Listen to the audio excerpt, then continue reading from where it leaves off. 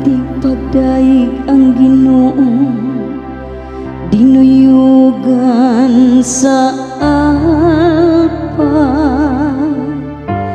dinuyugan sa alpa, ug sa mananoy nga awi, inubanan sa mga trompeta, ug sa tingog sa pudyo, pag-awit nga masadya, atubangan sa hari ang Ginoo.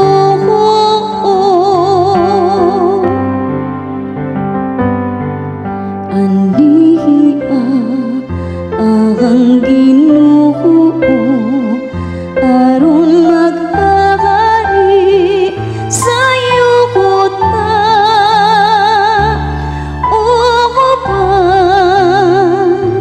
sa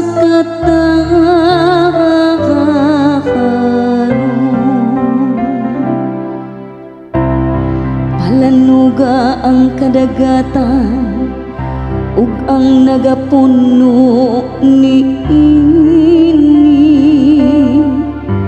ang kalibutan ug sila nga nagapuyo niini, papamakpaka ang kasapaan, pasinggitang nga masadya ang kabukiran.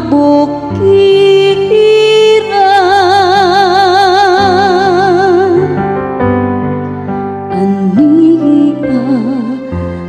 ang Ginoo, aron maghari sa yuta, uban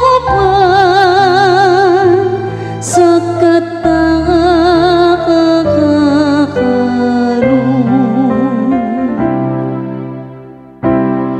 atubangan sa Ginoo, kay nagaabuhot siya,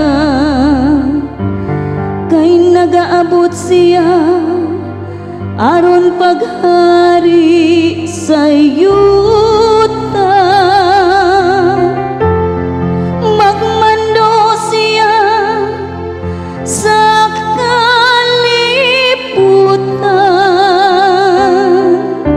uban sa katarong ug sa katawhan, uban sa iyang kaangahan.